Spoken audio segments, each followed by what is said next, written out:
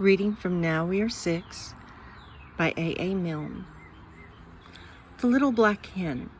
Berryman and Baxter, Pretty Boy and Pen, and old Farmer Middleton are 5 big men, and all of them were after the little black hen. She ran quickly, they ran fast. Baxter was first and Berryman was last. I sat and watched by the old plum tree. She squawked through the hedges and came to me. The little black hen said, "Oh, it's you?"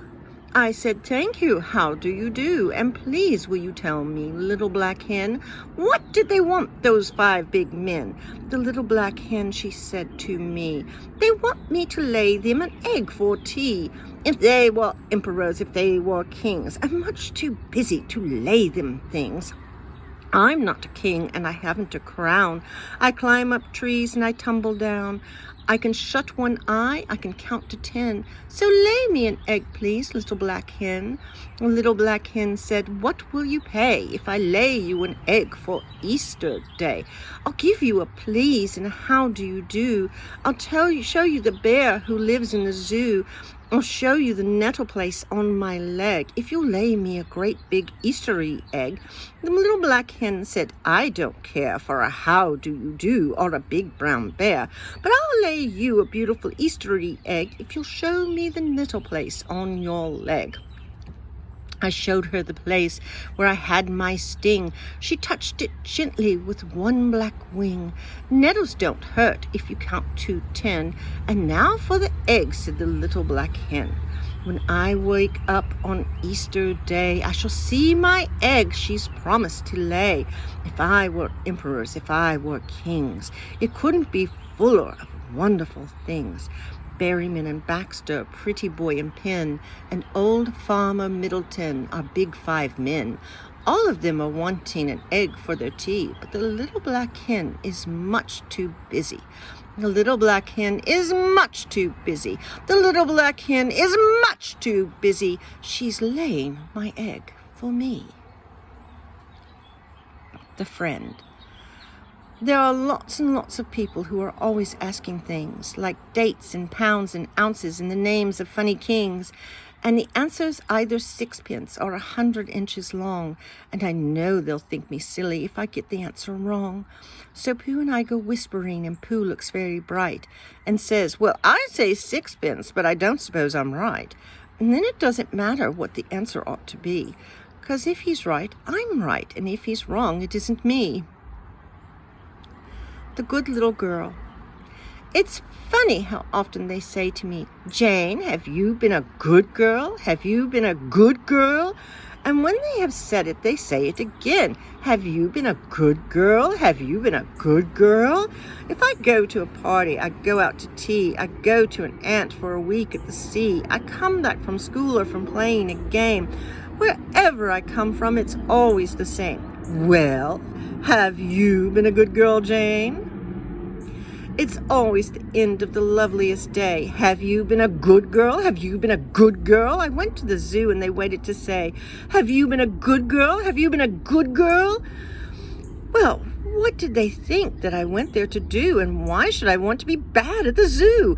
And should I be likely to say if I had? That's why it's funny of Mummy and Dad, this asking and asking in case I was bad. "Well, have you been a good girl, Jane?" A thought. If I were John and John were me, then he'd be 6 and I'd be 3. If John were me and I were John, I shouldn't have these trousers on. King Hilary and the Beggarman. Of Hilary the Great and Good, they tell a tale at Christmas time. I've often thought the story would be prettier, but just as good, if almost anybody should translate it into rhyme. So I have done the best I can for luck of some more learned man. Good King Hilary said to his chancellor, proud Lord Willoughby, Lord High Chancellor, "Run to the wicket gate, quickly, quickly, run to the wicket gate and see who is knocking. Maybe a rich man, sea born from Araby, bringing me peacocks, emeralds, and ivory. It may be a poor man, travel-worn and weary, bringing me oranges to put in my stocking." Proud Lord Willoughby, Lord High Chancellor, laughed both loud and free. I've served your majesty man to man since first your majesty's reign began. I've often walked, but I never ran. Never, quoth he. Good King Hilary said to his chancellor, proud Lord Willoughby, Lord High Chancellor, walk to the wicket gate, quickly, walk to the wicket gate and see who is knocking.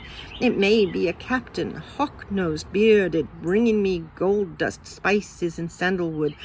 It may be a scullion, carefree, whistling, bringing me sugar plums to put in my stocking. Proud Lord Willoughby, Lord High Chancellor, laughed both loud and free. I've served in the palace since I was 4, and I'll serve in the palace a many years more. And I've opened a window, but never a door. Never, quoth he. Good King Hilary said to his chancellor, proud Lord Willoughby, Lord High Chancellor, open the window quickly, open the window and see who is knocking. It may be a waiting maid, apple-cheeked, dimpled, sent by her mistress to bring me greeting. It may be children, anxious, whispering, bringing me cob knots to put in my stocking. Proud Lord Willoughby, Lord High Chancellor, laughed both loud and free. I'll serve your majesty till I die, as Lord Chancellor, not to spy, to peep from lattices, no, not I. Never, quoth he. Good King Hilary looked at his chancellor, proud Lord Willoughby, Lord High Chancellor. He said no word to his stiff-set chancellor, but ran to the wicket gate to see who was knocking. He found no rich man trading from Araby. He found no captain, blue-eyed, weather-tanned. He found no waiting maid sent by her mistress, but only a beggar-man with one red stocking. Good King Hilary looked at the beggar-man and laughed him 3 times 3. And he turned that beggar-man round about. Your thews are strong and your arm is stout. Come, throw me a Lord High Chancellor out, and take his place, quoth he. Of Hilary the good and great, old wives at Christmas time relate this tale, which points at any rate 2 morals on the way. The first, whatever fortune brings, don't be afraid of doing things, especially, of course, for kings. It also seems to say, but not so wisely, he who begs with one red stocking on his legs will be, as sure as eggs are eggs, a Count Chancellor some day. Swing song. Here I go, up in my swing, ever so high. I am the king of the fields and the king of the town. I am the king of the earth and the king of the sky. Here I go up in my swing, now I go down.